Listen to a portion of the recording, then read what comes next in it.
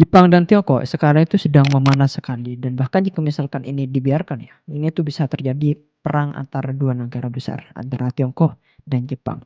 Ketika saya lihat ternyata pemantik dalam memanasnya konflik ini, itu sebenarnya bukan serangan militer, itu bukan karena ekonomi dan sebagainya. Ini tuh semua berawal dari kalimat yang diucapkan oleh seorang pemimpin Jepang. Dia mengatakan bahwasanya jika misalkan Jepang melancarkan serangan militer ke Taiwan, maka Jepang itu menganggap sebagai ancaman terhadap keberlangsungan suatu negara. Dan Jepang itu akan membalas dengan serangan militer juga.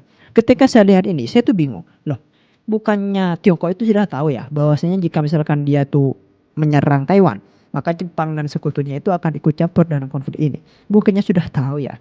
Tetapi ketika saya teliti lebih dalam, oh gini ternyata. Nah makanya saya tuh akan merekomendasikan video ini bagi kalian untuk ditonton sampai selesai. Karena di video kali ini itu bukan hanya membahas konflik antar negara, enggak. Konflik ini tuh akan menentukan arah Asia beberapa dekade ke depan nantinya. Makanya tonton video ini sampai akhir.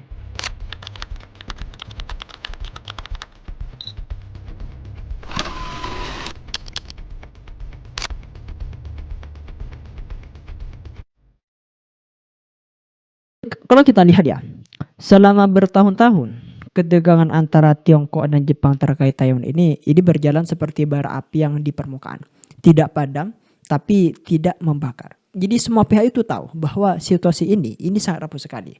Namun ini dijaga agar tetap dalam batas diplomasi. Yang mana kalau kita lihat sejarahnya ya, Beijing itu kan menganggap Taiwan ini sebagai bagian yang tidak terpisahkan dari wilayahnya. Sementara Jepang, meskipun tidak mengakui Taiwan sebagai negara berdaulat secara resmi, ini tuh memiliki kepentingan keamanan, ekonomi, dan geopolitik yang sangat besar di balik ini semuanya. Dan semua pihak tahu sebenarnya permainan ini. Dan selama ini semua menjaga diri untuk tidak mengucapkan sesuatu yang terlalu ekspedisif.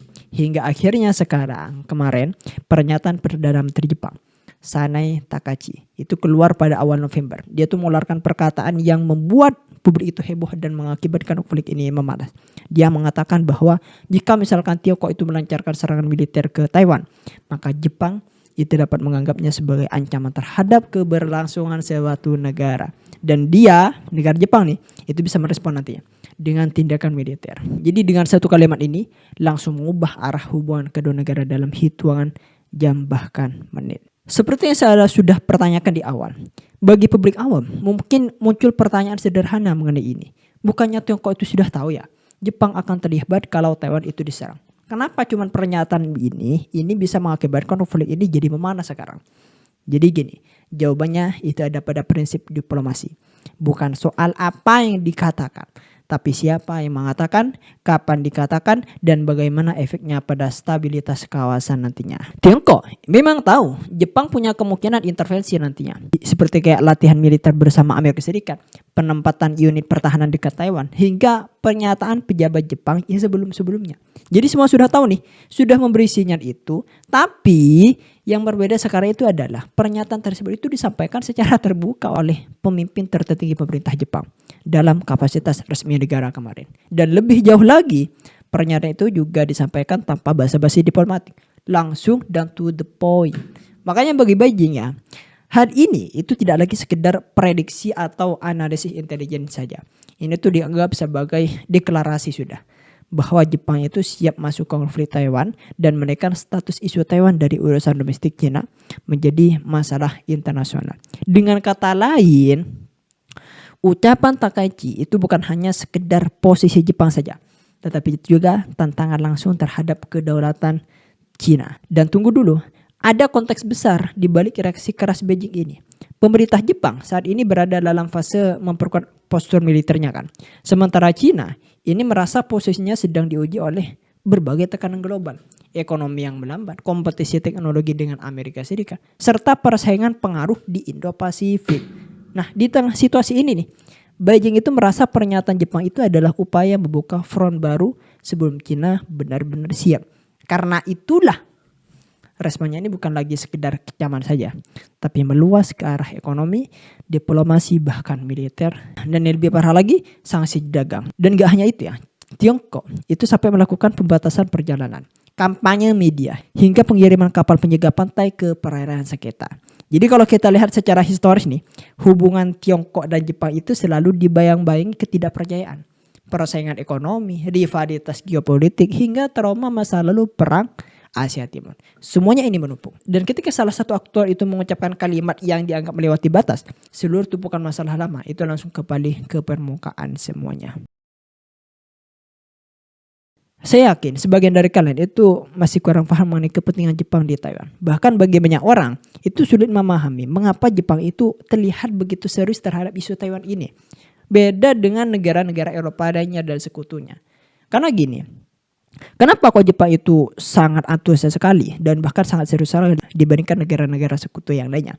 Karena kalau kita lihat ya, secara geografis Jepang dan Taiwan ini bukan satu negara, Pak. Dan Jepang juga tidak memiliki kewajiban resmi untuk membela Taipei. Tapi di balik layar kepentingan Jepang di Taiwan ini jauh lebih dalam daripada sekedar solidaritas politik saja. Makanya bagi Jepang, nasib Taiwan itu bukan hanya masalah tetangga saja. Itu menyangkut masa depan keamanan Jepang sendiri. Dan bahkan posisi Jepang di panggung global. Kenapa bisa begitu? Ya karena pertama, coba kita bicara soal geografi yang menentukan strategi militer Jepang sekarang. Taiwan itu kan terletak di rantai pulau yang mengelilingi daratan Tiongkok kan, yang disebut Amerika sebagai First Island Chain. Rantai ini meliputi Jepang, Taiwan, Filipina hingga Indonesia bagian utaranya. Jadi jika Taiwan jatuh ke tangan Tiongkok nantinya, maka rantai pertahanan itu akan berlubang sekali.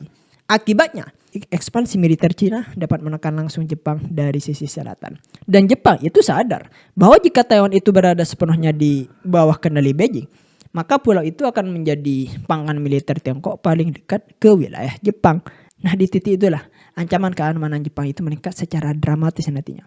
Jadi bagi Jepang mempertahankan Taiwan sebagai entitas terpisah dari Beijing itu adalah benteng pertahanan paling strategis dari negara mereka. Kemudian yang kedua, ini ada kepentingan ekonomi di balik ini. Jepang itu bukan hanya berdagang dengan Taiwan kan.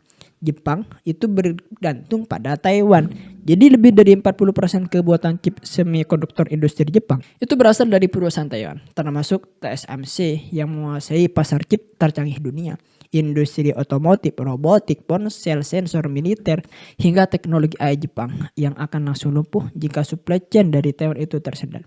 Dengan kata lain ya, stabilitas Taiwan itu bukan sekedar tetangga yang harus dibantu, enggak. Tapi fondasi kelangsungan ekonomi Jepang. Dan kerennya menurut saya, hebatnya ya, Jepang ini tahu betul jika Tiongkok itu menguasai Taiwan, maka Beijing itu akan memegang kendali penuh atas teknologi chip paling kritis di dunia. Kemudian yang ketiga, ini ada kaitannya dengan prestis dan politik luar negeri Jepang.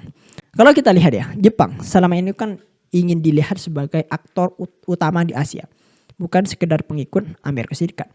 Jika Jepang mengambil posisi jelas dalam isu Taiwan dan menjadi pemain besar dalam menentukan arah keamanan Indo-Pasifik, nah itu akan memperkuat profil Jepang sebagai pemimpin kawasan. Sebaliknya, jika misalkan Jepang itu hanya diam dan Tiongkok mengambil alih Taiwan, itu akan menggoreng wibawa Tokyo nantinya, baik di dalam negeri maupun di mata negara-negara di Asia Tenggara. Kemudian yang keempat, ini ada ikatan historis dan identitas. Taiwan pernah berada di bawah kendali Jepang selama hampir 50 tahun ya kalau nggak salah. Ya, meskipun kolonialisme itu tidak selalu meninggalkan memori indah, hubungan budaya, pendidikan, dan ekonomi antara Jepang dan Taiwan berkembang dengan baik dibandingkan kasus kolonialisme lain. Makanya sampai hari ini Taiwan itu adalah salah satu wilayah di dunia yang paling simpatik terhadap Jepang.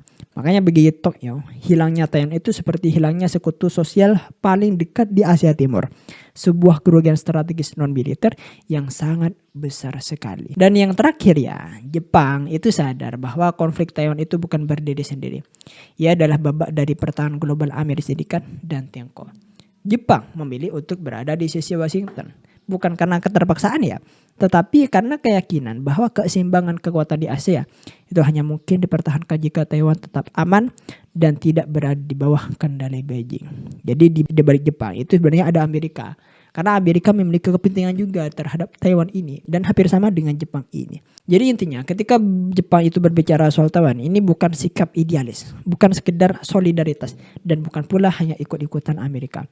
Bagi Jepang, masa depan Taiwan itu adalah masa depan Jepang itu sendiri. Mulai dari ekonomi, teknologi, militer, hingga posisi politik global. Nah karena itu, Jepang ini tidak punya pilihan selain terlibat nantinya. Suka atau tidak suka, netral atau berpihak, Jepang terikat oleh geografi, sejarah, ekonomi, dan keamanan untuk bersaing dengan Cina melalui pintu Taiwan. Dan di sanalah mau tidak mau tensi perebutan pengaruh di Asia Timur ini kembali naik. Bahkan hanya sebuah pernyataan. Karena pernyataan itu bukan sekedar kata-kata, melainkan membuka kartu bahwa Jepang itu siap mempertaruhkan kepentingannya sampai di titik paling ekstrim nantinya. Itulah kenapa konflik ini bukan konflik antar dua negara saja. Ini bisa menentukan arah Asia dalam beberapa dekade ke depan nantinya. Jadi Indonesia itu harus siap untuk menanggapi ini. Maka dari itu mungkin itu saja yang dapat saya sampaikan. Sampai jumpa di video saya selanjutnya. Eksklusif.